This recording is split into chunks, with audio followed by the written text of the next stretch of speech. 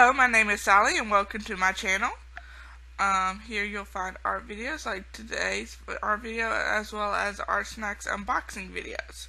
And as you can see, I am just inking in this drawing I did of a girl who ended up looking a little bit more Asian than I originally planned, but we rolled with it. And now just doing the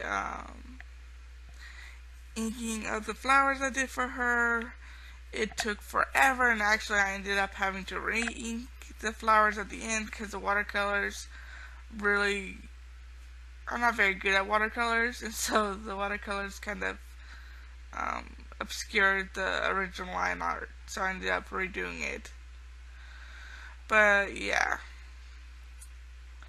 it took forever, it was annoying, but I really liked the way it ended up looking in the end. It just took forever. And so most of this color, the girl and the flowers, are all watercolors.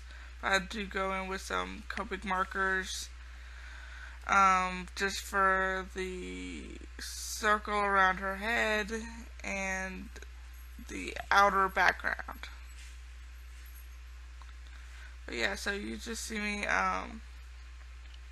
mixing up some skin tones, and I'm actually starting to leave the white alone. That's one thing that all watercolor artists will tell you. You don't have to use white, you don't have to use black. Well, I do like black, so I do use it, but I did choose not to use the white for the skin tone, or in the skin tone, and just trust that the red and yellow mixture would make a skin tone when I put it to the white paper, which it did. But I'm one of those very skeptical people. It took me a minute to believe that that would actually work. And so, like any other earlier videos you see me using watercolors with, I used white with. And I still probably will use white from time to time for other stuff, just because I think that white is a very useful color. And what if I'm using tan paper or some other color paper that's not white? So yeah, there's that. And here I am just making her darker, which I think added to her Asian appearance. But you know what? We're rolling with it. Her eyes were hard for me, though, because, like, I used too much water in one eye, but the other eye was perfect. And yeah, it was not fun, and I had a lot of trouble with the shading. Like, I didn't want too dark, but I didn't want too light either. And then, like, because the watercolor reactivates when wet, it's hard to blend, or at least for me. Yeah, you'll see me going over stuff several times, just trying to get it right.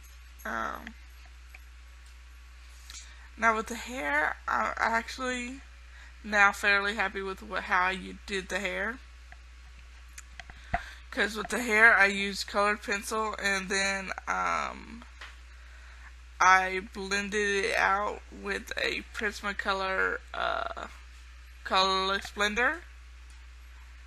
And I don't know if you've ever used colorless blender with colored pencil, but oh my, it does a really good job of blending stuff out.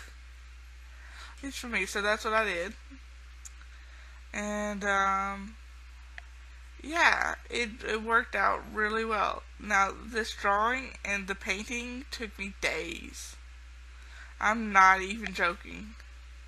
Like, every time I thought I was close to being finished, I'd realize I'd have to wait for paint to dry, or I would be super busy, or something would come up. An art snacks box arrived one day, so I had to take a break from this painting to focus on it, And I'm sorry about the newest member of my family in the background. He's barking because he's not getting enough attention from me.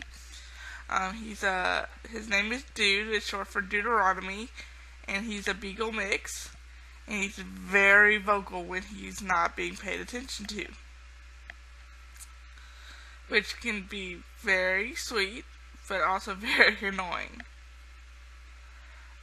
So here I am painting the flowers. And they're also pretty. I like the way the flowers looked before I colored them more than after I colored them, but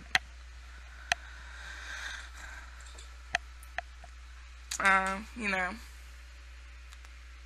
that's, I guess, sometimes the way it just ends up being. Oh yeah, and I used black marker for the flowers, for the little trim around the petals, because I didn't feel confident enough in my brush skills to accurately do it justice. So I just said, screw it. I'm just going to